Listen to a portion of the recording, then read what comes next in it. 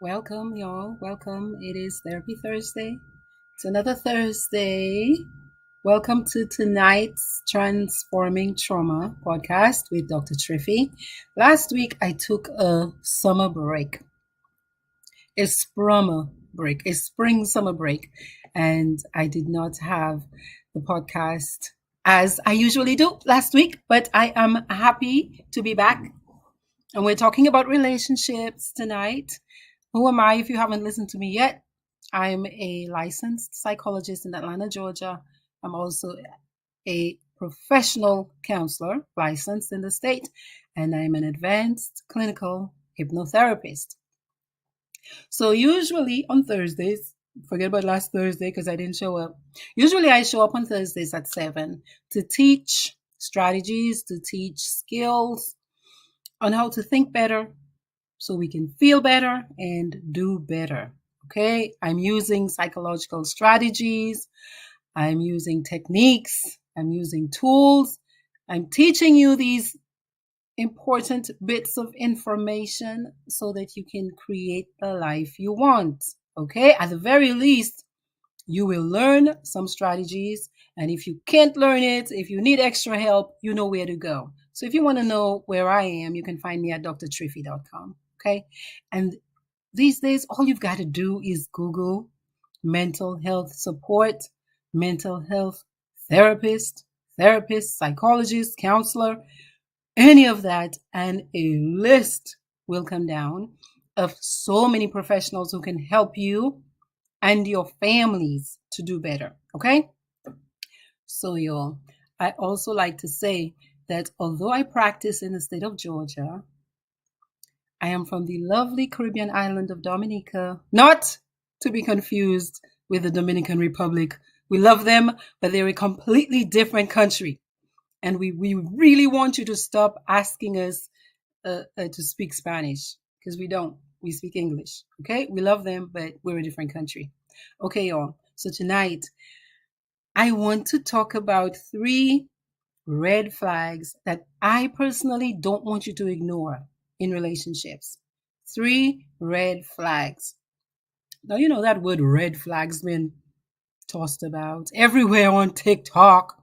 You're seeing red flags. Oh, that's a red flag. Ouch, that's a red flag. But to start off, I would say this.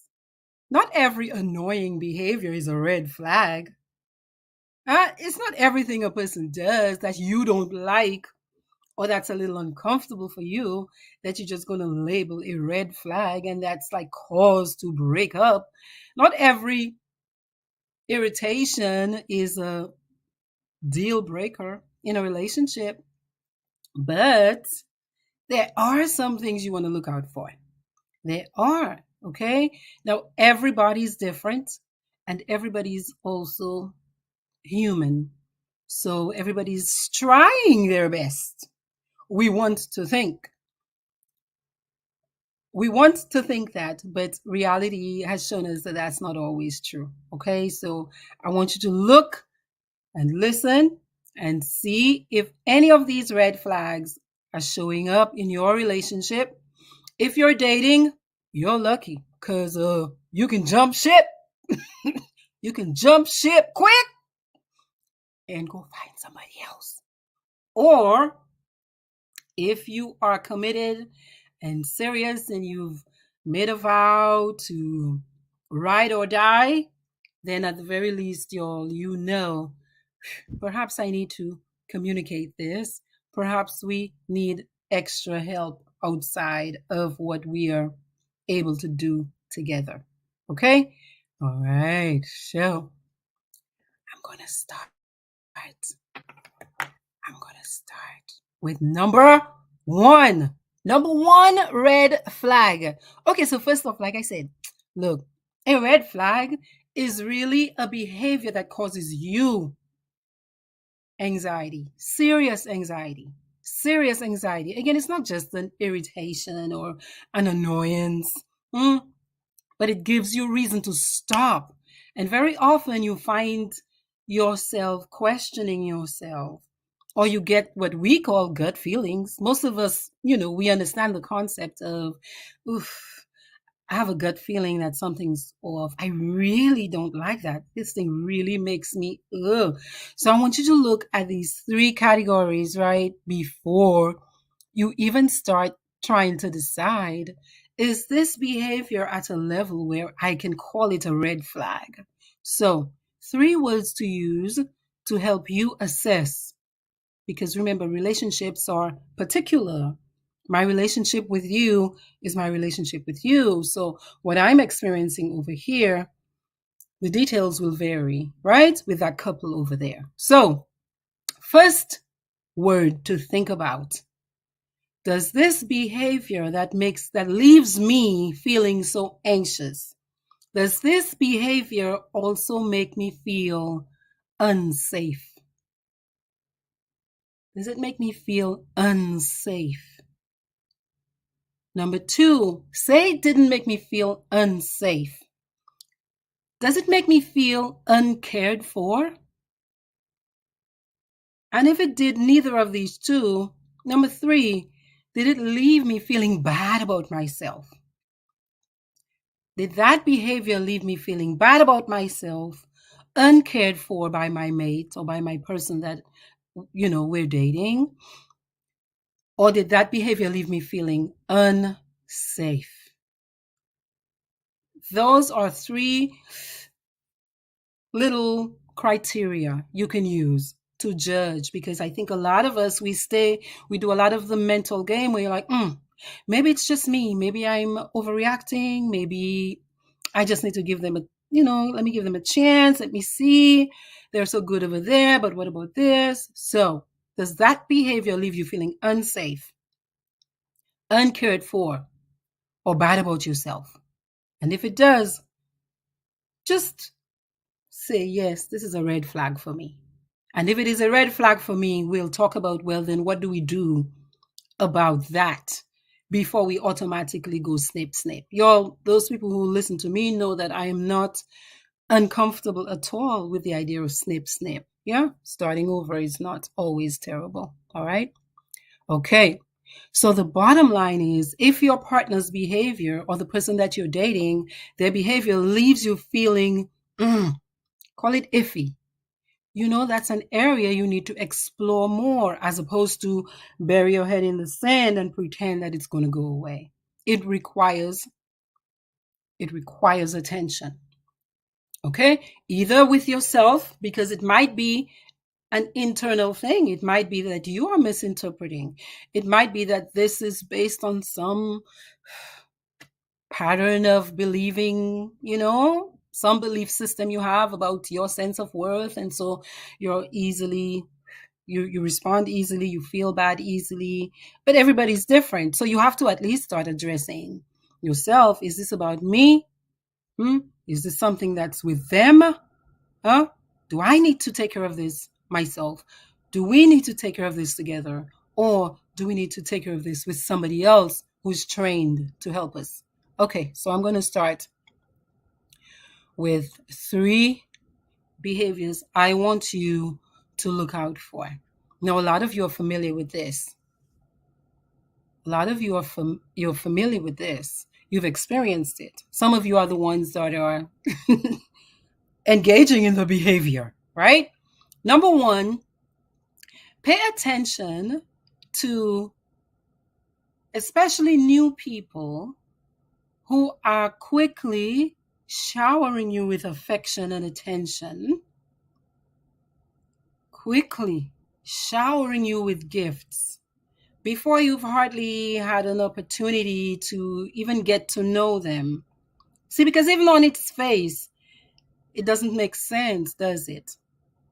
Even on its face, it doesn't make sense that a human being who I barely know is already so attached to me, so connected to me, in love with me after 4 weeks. Like, rationally, yeah, it does not make much sense. So this is called love bombing. Like, just whoosh, whoosh, showering you with affection and attention. Now, some people might say, well, what is wrong with that? Do I not want somebody who is interested in me? The problem with love bombing is, number one, it is based on more than likely something that is not real. Because as human beings, we need a little time before we make an assessment of another human being and then make a decision as to, yeah, yeah, yeah.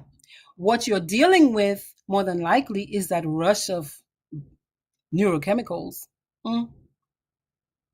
Or it could be a person's just their pattern, their style, that they have found to be successful in acquiring mates. Those of you from Dominica who understand the Creole saying tout chaud, tout flamme, understand what your elders were trying to teach you when they said tout chaud, tout flamme. You don't want to put your faith in something that just rushes at you so fast before you have had time to test it out to see, is this for real? Is this standing the test of time? Is this standing the test of time? So the gut feeling, or the feeling of, wow, what's going on here? Why are they doing so much for me so soon? It is worthy of paying attention to. It's not enough to say, oh, something is wrong with this person, but it is reason to check yourself and see, is it just me? Am I just somebody who's not used to much attention and affection? Am I overreacting? It is valuable to check yourself, yes.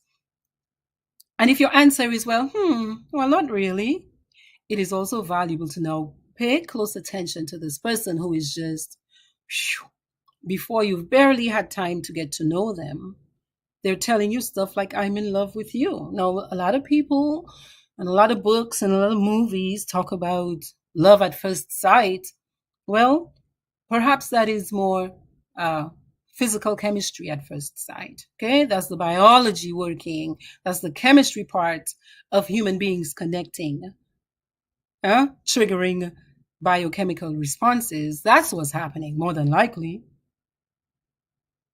And again, perhaps it's also because this person, that's their style, that's their pattern, and they've learned to just flood new potential mates with a lot of attention and a lot of affection, but they might not necessarily be meaning to be with you long term. So this is a behavior you watch to see, well, how does time work this one out?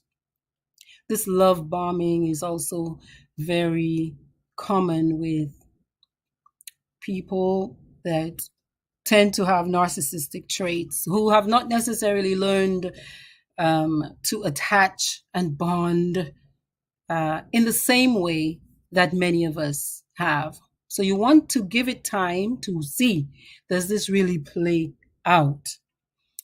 One other thing to look out for with that kind of behavior is, does it go hot and cold? Does it go hot and cold? So there are some people who will shower you with affection and attention for a good solid week or 2 weeks, and then radio silence, disappearing days at a time. So this person who was texting you religiously every morning, you're talking 5 times a day, suddenly you hear nothing. What is your internal response to that? Most people, you're going to be, right, anxious, worried, wondering, did I do something? What's going on? Are they okay? So you see that level of anxiety that shows up in many people as they're dealing with people who that's their style of interacting. Some of these people will show up as if nothing happened, as if there was never a break. And many of us, because we are used to dependability and regularity in connecting and connection, sometimes you go along as if, well, okay, I guess everything is back to being okay, without doing those three things, perhaps asking yourself, is it me? Maybe I overreacted. Or is this really typical behavior? So you're questioning this person. Or you might, if you're wise and if your intention is to make this a long-term situation, you might communicate your consternation, and see what happens with that. Now, here's number 2, red flag behavior. So say you express your shock and dismay that this person that you just started dating suddenly fell off the face of the earth after they had been love bombing, or after they had been very attentive. Let's call it very attentive and very affectionate, very interested, and suddenly went away. And you bring it up. And this person turns what is a vulnerable moment for you into a joke. This person turns a vulnerable moment or an insecurity into a joke. Now, it's okay to be funny, but you want to watch people who take your weaknesses, your challenges, your moments when you're not feeling your strongest. Because if somebody's done that, you're feeling kind of, you're questioning yourself. Many of us question ourselves and our value and our, is this person really interested? Are they really serious? Do they not like me anymore? So when you do the right thing, the adult thing, which is to address the issue, if this person turns this vulnerable moment into a joke, or I'm sorry, but I'm sorry in a way that is not explaining, well, I was sick, something happened to my mother, even if it's not true, at the very least, some response that makes sense. You want to watch people like that, because what you want to watch for is a pattern. You want to watch for a pattern of excessive sarcasm. There are some people, yes, that's their style of, their sense of humor is kind of like that. But if the two of us are not laughing, it's kind of not really a joke. And if there's a pattern of one person, the same person, constantly saying, oh, I'm sorry. If there's one person who's constantly pointing out the other person's flaws in a funny way, as if, oh, you're so whatever, but it's not like banter. Sometimes a couple can have a sense of humor between them where they're giving as good as they're taking. And that's their little way. That's the little temperature of their little relationship culture. But if it's one person, the same person, who's constantly, they're the one laughing, and you're the one wondering, what's the joke? What's funny? I don't see the joke. And that pattern continues. Red flag. Red flag. Because potentially, again, you're dealing with a person who has not learned to take care of other people, to appreciate other people's perspectives. You're also dealing with a person who, if they don't change that behavior, is not willing to make adjustments in the relationship to improve your level of comfort. So dating especially is about teaching other people who we are and where our boundaries are and how to treat us. And so if this is happening and the other person is not saying anything about it, then it does not bode well for you, because the more comfortable we become in relationships is the less on guard and on point we are. So people are usually leading, especially in the dating period, with their best foot forward. So if this is already their best foot forward, then you can make a guess that as you proceed, that foot is going to get more and more challenged. Okay? Now, here's number 3. Number 3, there are some people who, even after you have expressed your displeasure or annoyance or irritation or discomfort or your preference, and you've established that boundary. Let's say you've established that boundary already. You want to look out for the person who, after they have said sorry and I will do it in a different way to accommodate this request that you've made, you want to look for the person who is constantly trying to renegotiate your boundaries with you. What does that mean? That means instead of accepting your thoughts and your feelings about that particular issue, they're going to keep trying to come back and see, well, that thing, that thing, that thing. I don't like that, I don't feel comfortable with that. And they have a right not to feel comfortable with it, but you might be then getting into the territory of incompatibility.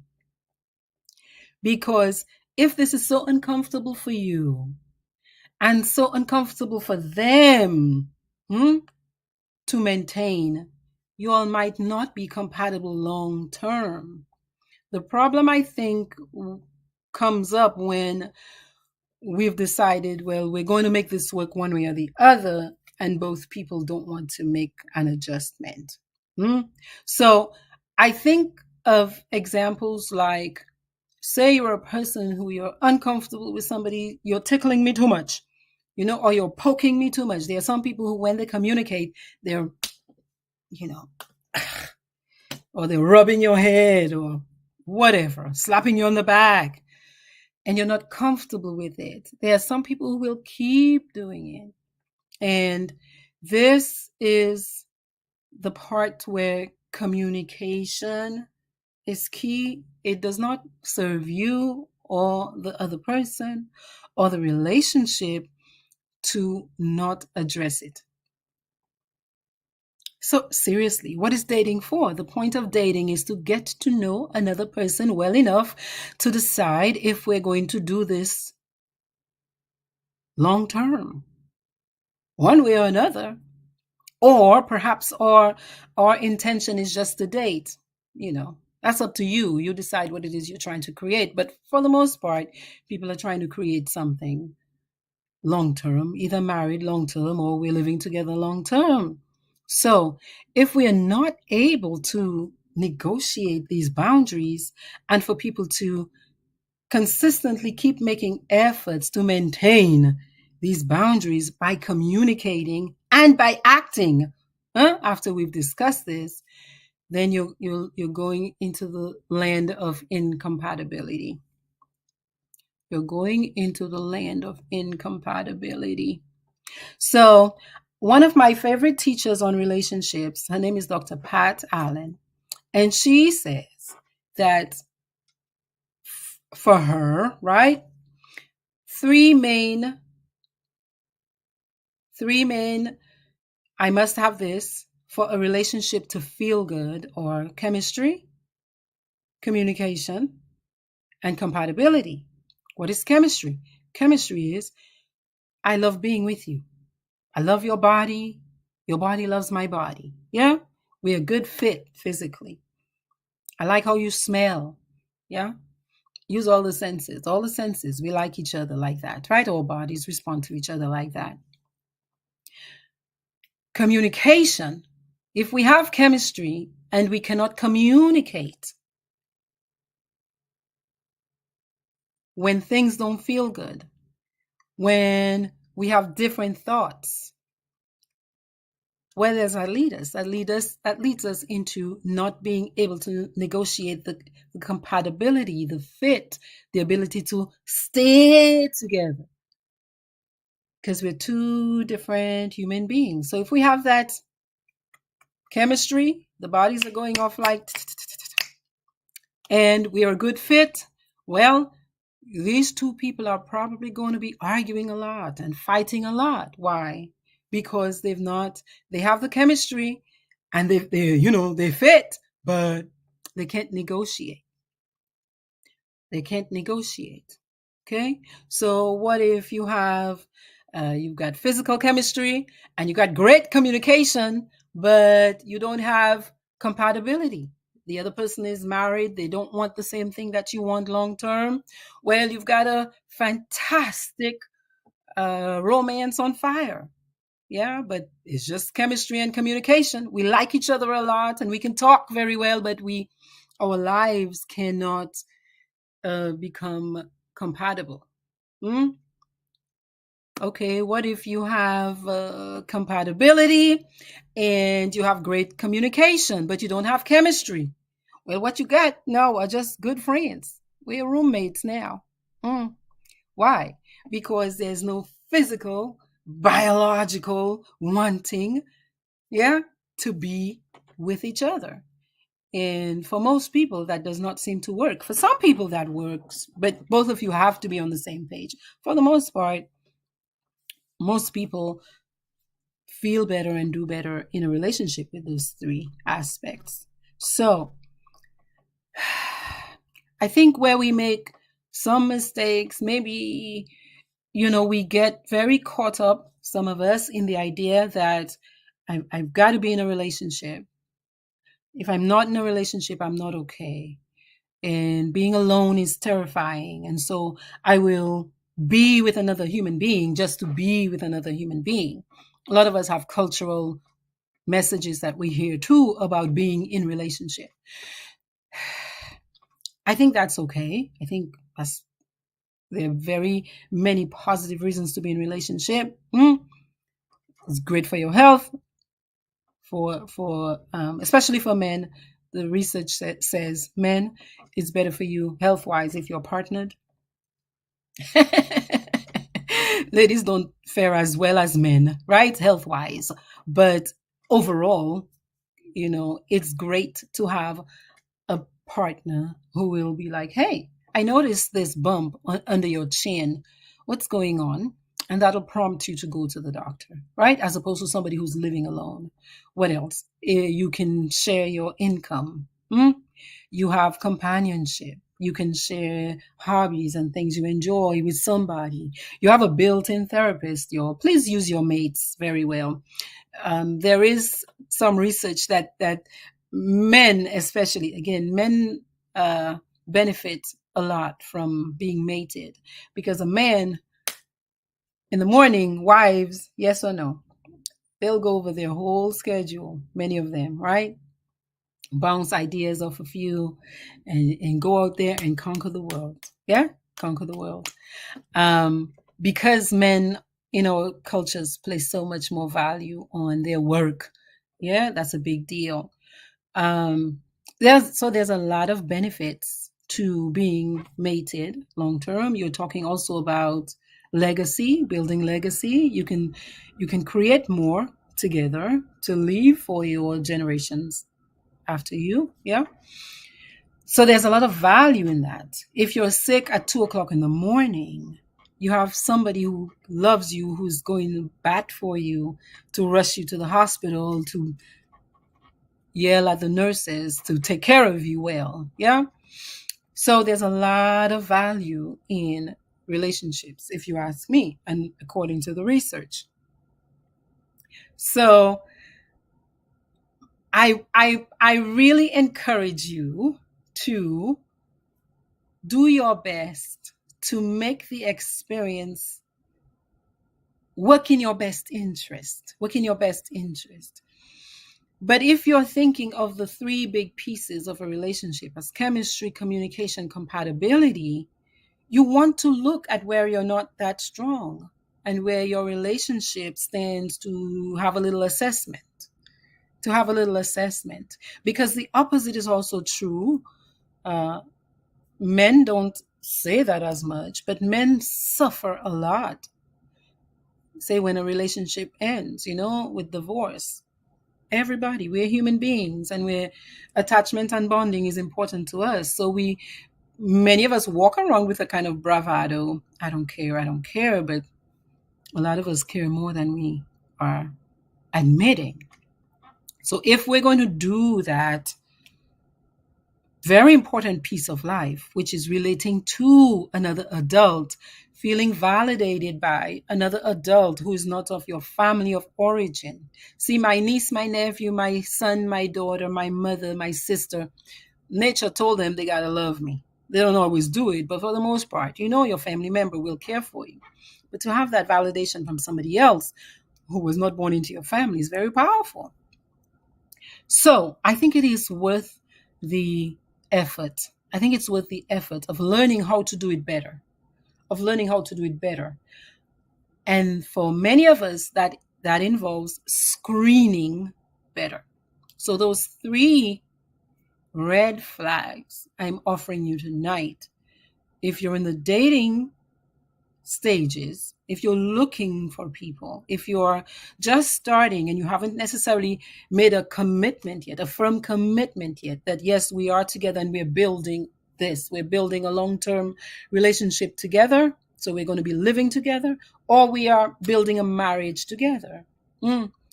If you're dating, please take your time. Please be thoughtful. Please be thoughtful about it, because the consequences of not doing relationships right are so painful, not just emotionally and not just on you. You have kids, you put money together. Can you imagine? Somebody else has your, what you call it, your debit card pin? Huh? Somebody is going to be getting 50% perhaps of your investments. When you marry, or even if you've been in a common law situation, somebody's going to be getting half of your 401k.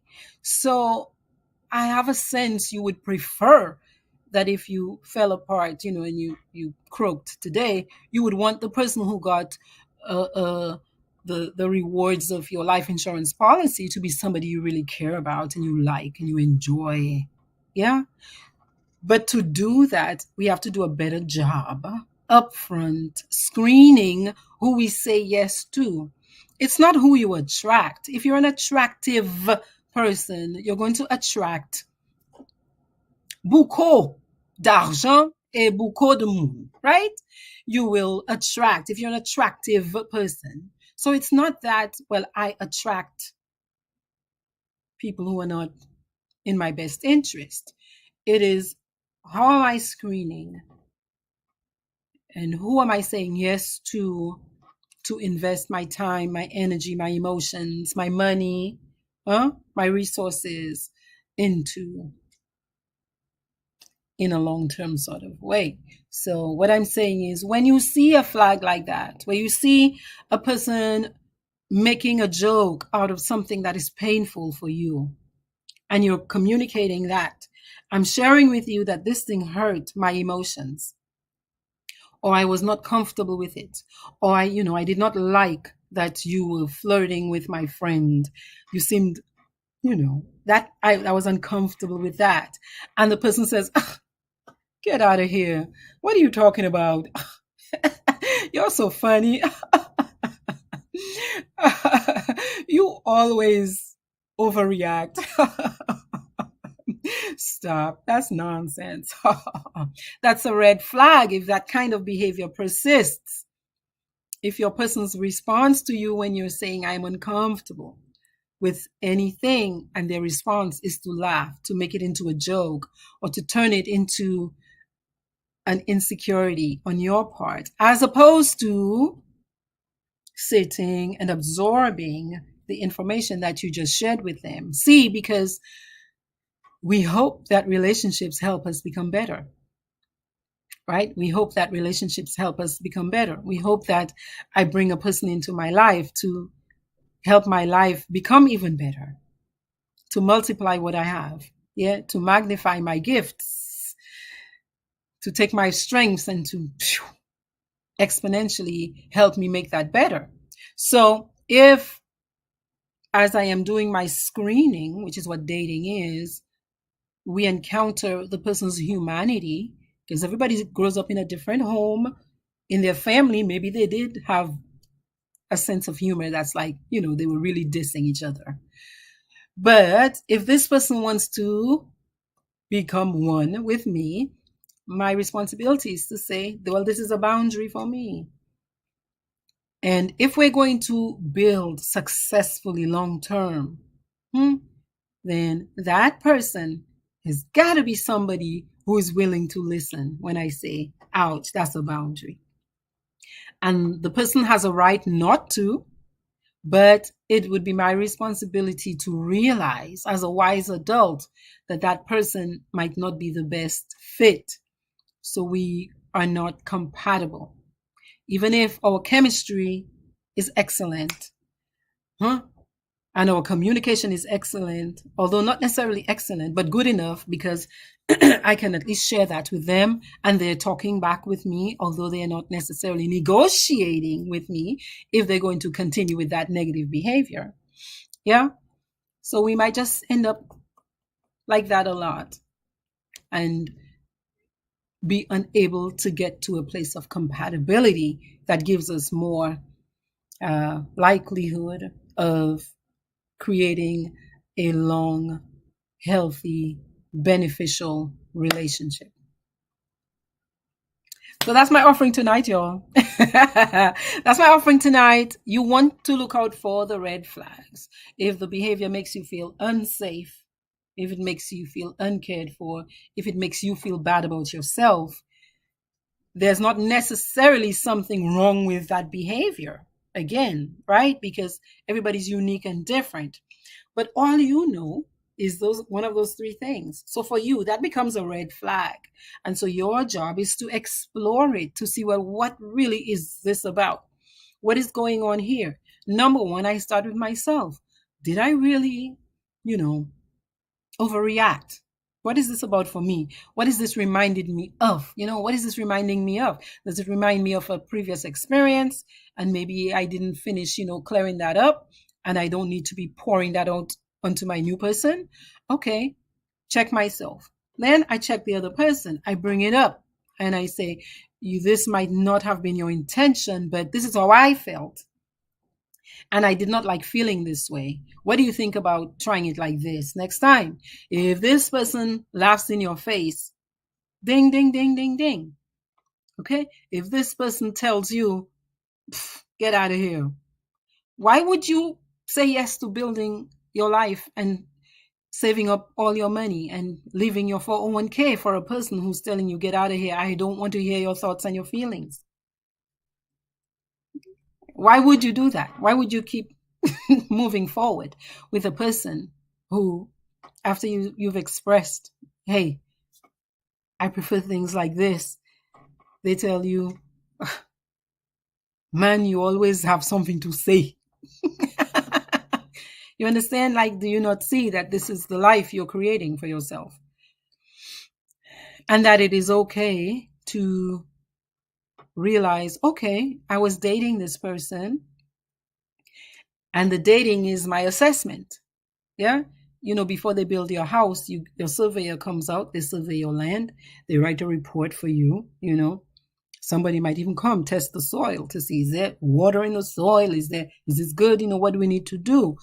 So dating is that. You're doing an assessment. You don't expect that just because you maybe have physical chemistry with somebody that you might be able to communicate with them. It doesn't always work that way. And sometimes a lot of us get caught, especially in that, because the chemistry is so strong and biology is very difficult to work around. So a lot of us might get physically bonded before we were able to negotiate the best way we feel in a relationship. So, if we get physically connected before we've said, well, yes, we are compatible because both of us are moving towards the same goal. We're compatible because I don't want to get married and you don't want to get married ever again. So we fit. I want to have kids and you want to have kids too. So we fit. I want our kids when they were born to go to this church. So we fit. Or if they don't go to this church, we're good with this. So it's like a deal, like a contract. Yeah. You work out the contract before you start doing business together. Why? Because if you don't, then it's going to hurt. Isn't it going to hurt? It's going to hurt. And emotions, love is for human beings a beautiful thing. But if you think about love, the word love, and the way human beings have used love, you have babies born out of love, yeah?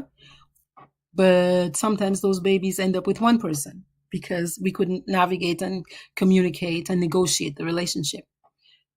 We have babies born, and one person ends up raising the baby. The baby doesn't get what the baby needs, yeah? Or we marry, and because we didn't realize we were really not compatible on some very important things, like one person was a very big spender and the other person was very frugal, which nothing is wrong with either.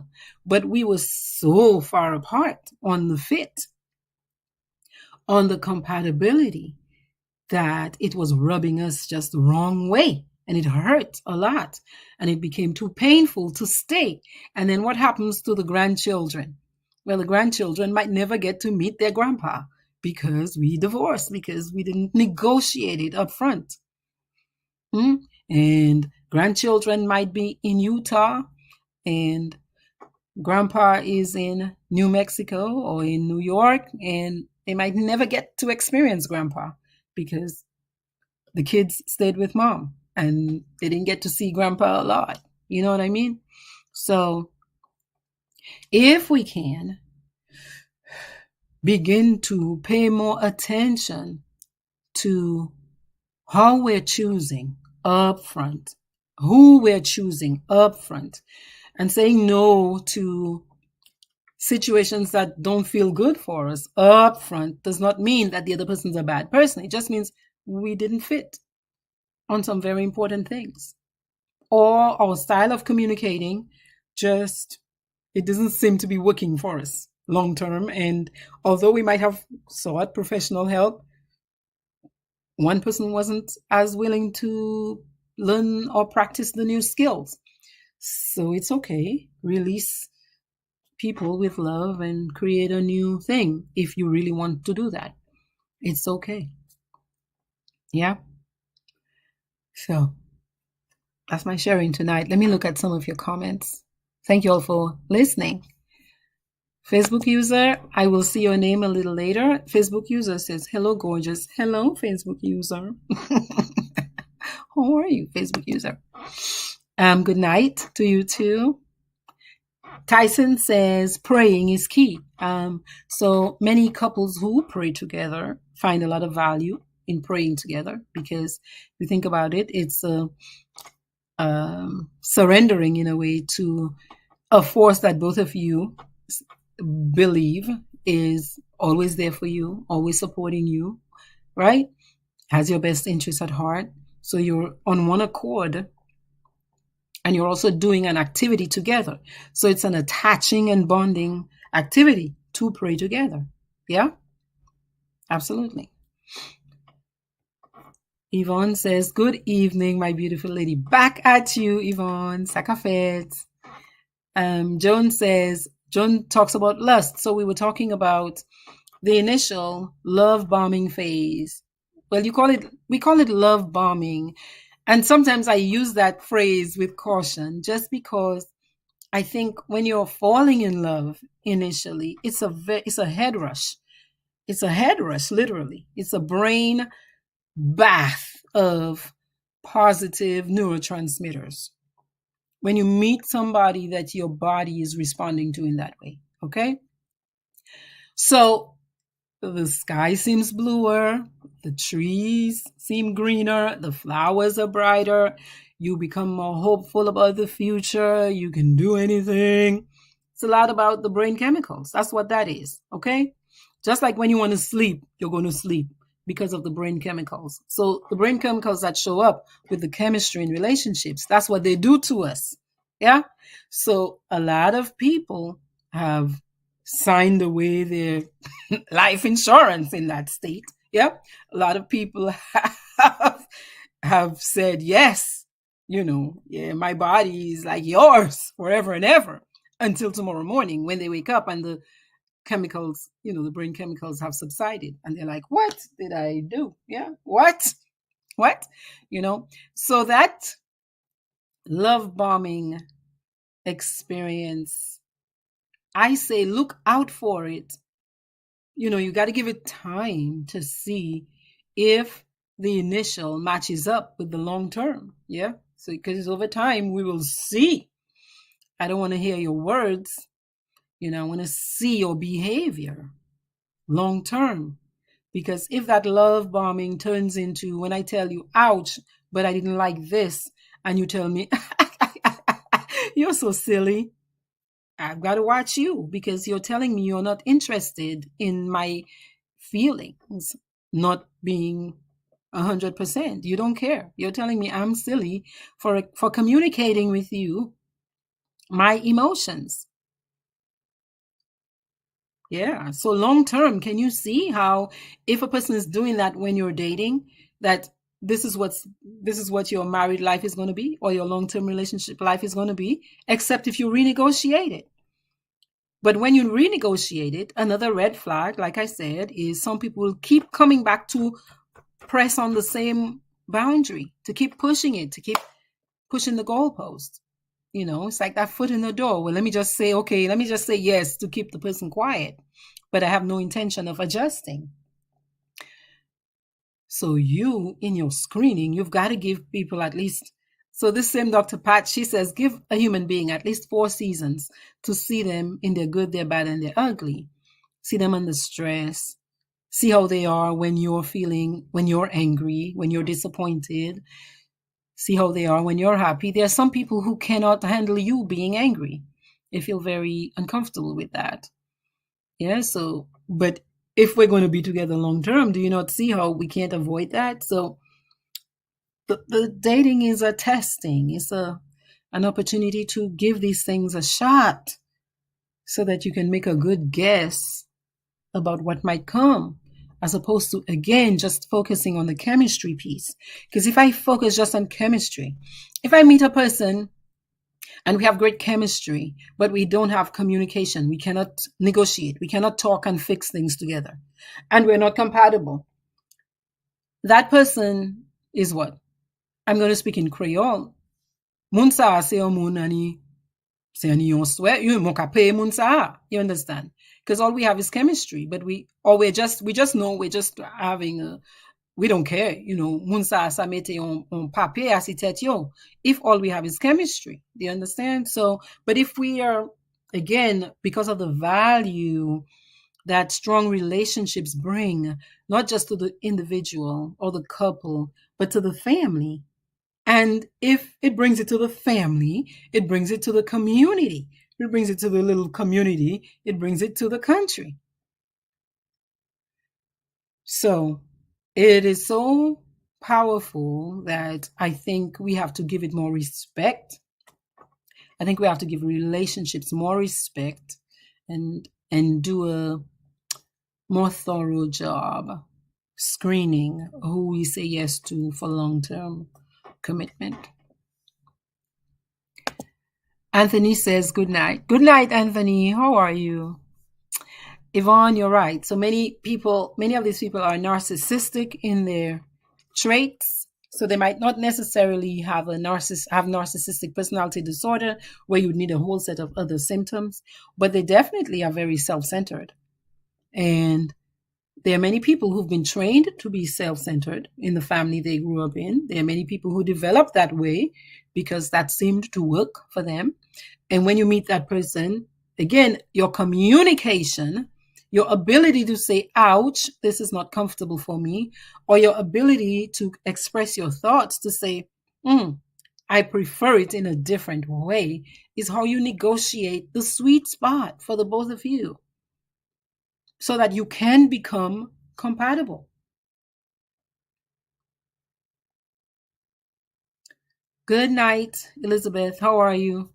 Elizabeth says she's taking notes for her mentees. Yes, let's do this, y'all. Come on. Carlos, my nephew, says, so if I fall sick, it's because you're single then? Well, I'll tell you what. If you fall sick and if you're married, then as soon as you're sick, you don't even have to call anybody else. Your spouse is right there. Your mate is right there. Your support is right there. So perhaps the time it might take you to call your family or your friends you might have saved 20 minutes if you're on the ground having a heart attack, God forbid. Yeah? Somebody's right there to administer CPR. Okay? So there's a lot of value in that.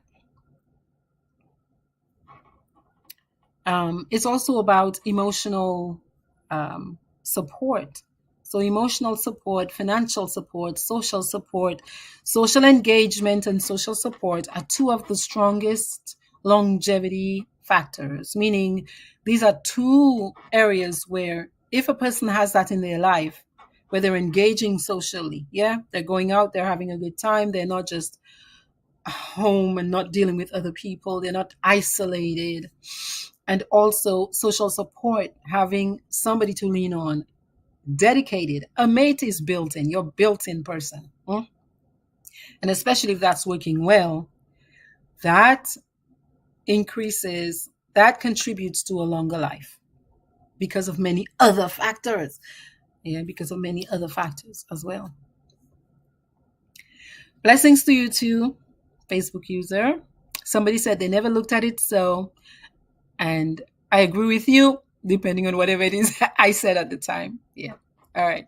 Somebody said that makes sense. Hannah says, great advice as always. Thank you, Hannah. How are you? Oh, Mona. Mona. How are you, my dear cuz? Glenn says, love and understanding is very important in a relationship. So is communication and finances. Absolutely. So when you meet this other person, if you can communicate your thoughts, your feelings, your wishes, desires about how we spend our money, how we earn our money, what we do with our money, these things are things we need to be dealing with up front, or else we might end up taking a leap into a situation where we are just so incompatible. And if we did not say come into the union with good communication skills, and if we are not willing to learn, then we can just be stuck in a very painful place, and it can be very detrimental, very detrimental. So finances and infidelity are perhaps the top two reasons for divorce. Financial problems, inability to negotiate and navigate financial challenges. One person loses their job and the other one feels overwhelmed, and we can't talk about it. We don't want to say ouch. So we just walk around feeling overburdened and we're not sharing it. What's the point of coming in union if you're not willing to do that? You need to stay by yourself if you're not willing to negotiate and to communicate and to adjust because you're living with another person. What's the point? You have every right to stay single. But if you're coming into other people's lives, you owe it to them to be willing to do that, because a relationship needs chemistry, right? A romantic relationship requires chemistry, or else if we can negotiate to where both of us are like, we don't care, we have enough chemistry if we're just holding hands. That might be your chemistry level. Yeah. Or you might negotiate it that way. Like for the people from Dominica the young husband who recently wrote a post and said his wife was more chemically bonded to him perhaps than he was to her.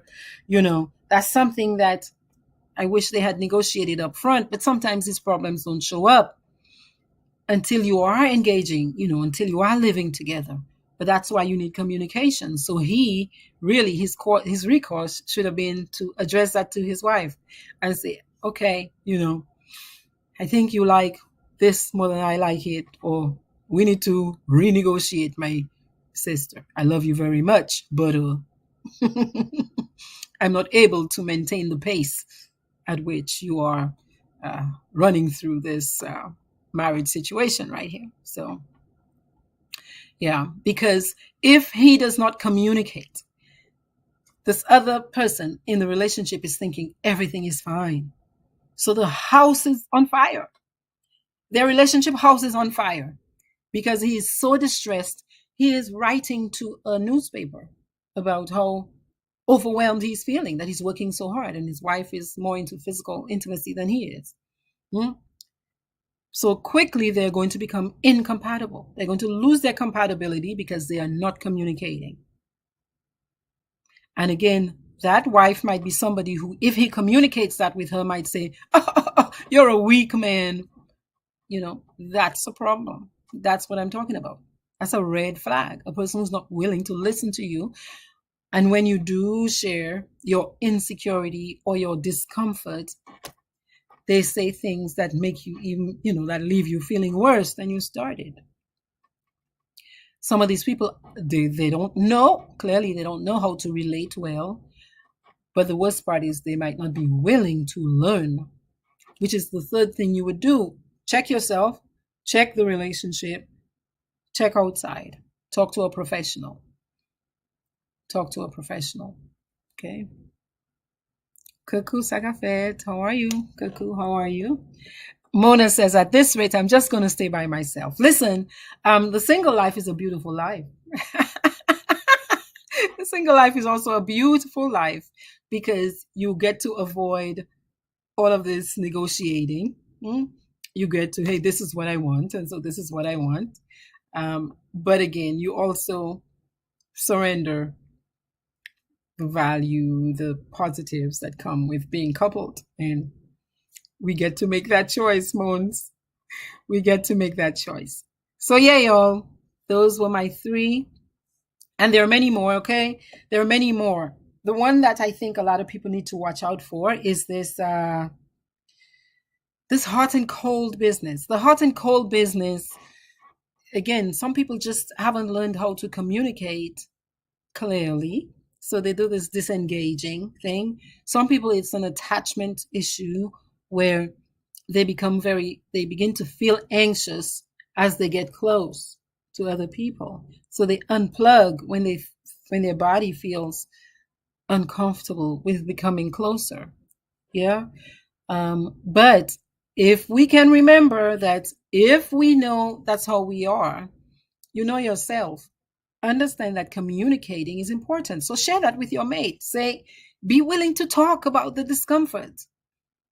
Be willing to talk about it, as opposed to just unplugging and leaving people hanging. But again, there are a lot of people with narcissistic traits who they don't even see it. But the other person has a responsibility to say ouch and to set a new boundary and to realize and to watch for evidence that this person is making the adjustment. And if the person is not making the adjustment, what do you do? As opposed to continuing to fuss at them, make a different choice. Make a different choice. Okay. Ramona says she misses cuddles. Well, there are many ways to access cuddles, even if you're single. I heard there are actually even professional cuddlers. So, getting into a relationship might cost too much, Ramona, in emotion and time and money. So maybe it might be cheaper to buy a cuddler. 2 hours. Hi, Gilda. How are you? Happy Thursday. Good night, Petra. Happy Thursday. Yeah, you are. So, I'm always, I think, going to go to bat for relationships just because of the way that the research talks about it. I think it's very valuable, but I also believe that you can have a very happy and comfortable life as a single person. And so you've got to, you make a decision as to which route you're going to take. But if you're going to become coupled, be willing to learn how to do it better. Okay? Be willing to learn how to do it better, or else leave people alone. Or else, because it can be so painful. It can be so painful when we don't. Yvonne says, I need one. Yvonne, well, a lot of people are not, but I advocate for online dating because that increases statistically your chances of meeting a person. Yeah. Of meeting many people. So there are lots of single people in the world looking for single people like you. The job, I do believe, isn't about screening. It's about screening well and learning yourself, being willing to communicate clearly, respectfully, what feels good, because you can't expect another person to know where your ouch is. Hmm? And to screen well so that, hey, when I do tell you where my ouch is and I notice that you're not making any adjustments, you might not be my person to team up with long term. Again, especially if I'm going to be sharing kids with you and money with you and houses with you and land with you, you know? Yeah. Good night, Frances. How are you? Frances says, very good information, but I am happy single. I think that there's a beautiful thing. It's beautiful being single. I guess, I've got to say, yeah, I've got to say, when you've I want to say mastered the art of enjoying yourself. Um, that sounded a little weird. I think that's weird, but in every way. But when you've mastered the art of being comfortable with yourself, then being single loses the pain that many people experience, especially when they're younger. I wonder too. I think there's some chemical, especially for women. It becomes much more comfortable being single post menopause as your body chemistry changes, where you're fine either way. You're fine either way. And by that time in life, you've come to terms with feeling very good with yourself and enjoying your time you spend alone. Yeah. Somebody said, Yvonne said, ouch, my friend. So Mona, you said you downloaded an app and it's all 20 to 30-year-olds sending me messages. So what you're saying is you all are incompatible, more than likely, on the age. Well, there are many other sites where you can do what do you call it? You can set the format to where you target people in your age group. What's the site for people your age? Is there a silver kind of? I forget the name of the thing. There's a date my age. There's something for silvers, people with older, people who are not in their 20s and 30s. A lot of people are saying they're single and very happy. And it's such a beautiful thing being single, not having to negotiate with somebody else is very, very powerful. Very, very easy and lovely. It's very nice. Just know I want to do this, so that's what I'm doing as opposed to negotiating.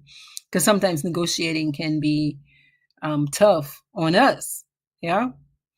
But when you find a mate that you've navigated that, where you've worked out a lot of the incompatibility, where you have a flow of communicating, where you know that the person is making adjustments, willing to listen, all of that, that's a very beautiful thing. When you find a compatible, understanding partner, life can be enjoyable, Petra says. And I agree. Somebody says, but I don't want an old man either. Ramona, is that you in the chat? I don't want an old man either. So what do you want? Again, online dating makes it to where you can put your age range and say, well, I only want a 50-year-old. I only want 50-year-olds. Hmm? I only want 50-year-olds. And that should narrow down your options. Yeah. But yes, y'all, if you're in a relationship that's working for you, perhaps in the chat you can share with us what works for you and your mate to remain compatible. And if you are single and happy, perhaps you can share what helps you stay focused, happy, grounded, centered, being single. ultimately it's about creating your best life, creating the life you want to wake up to every morning. So if that feels better for you being partnered, do a better job screening, because you could pay a very heavy price for a very long time if you don't do your job on the front end, deciding yes, no, maybe, go back to the stream, I'm going to release you back into the ocean, that kind of thing. Gilda says, I am scared of that online thing. And you have to be scared of that online thing, because there are, scary people. There are scary people everywhere. But that does add a certain level of, because I don't know, because it's, there's stuff like catfishing. You have to be wary of these things. You have to be wary of where you meet people. You have to be wary of what information you give people. It's about being safe. It's about taking care of your safety. Am I feeling unsafe? Am I giving information out that I ought not to be giving out to anybody that I don't know you? So why would I be sharing this information with you? There's something that happens online that actually it contributes to people feeling connected faster. There's something about not seeing a person right in front of your face sometimes that makes it more comfortable for a lot of people to just share a lot of their personal online. So you got to watch out for that. You got to check yourself. Would I say that to a person that I met in the grocery store? Am I feeling so connected to a person that I've never met yet? And that's a problem, because you might meet the person and their breath stinks to high heaven. And this deep attachment you formed for a person on a computer, you're not physically compatible. Or they lied and they put a different picture up, and you meet the person in real life and they're not who they said they were. So you got to do that with reason and common sense and caution. Safety first. But clearly it's an avenue that's worked for a lot of people. So that means it is working. As with everything, you just got to do your best with it. Sandra, good evening. How are you? Yes, y'all. So thank you all for listening. I hope you all have a lovely Thursday night. I will see you all next week, Lord and life willing. If you want to connect with me, I'm at drtriffy.com, and you all will see me for kindness and coffee on Facebook. All right. Peace.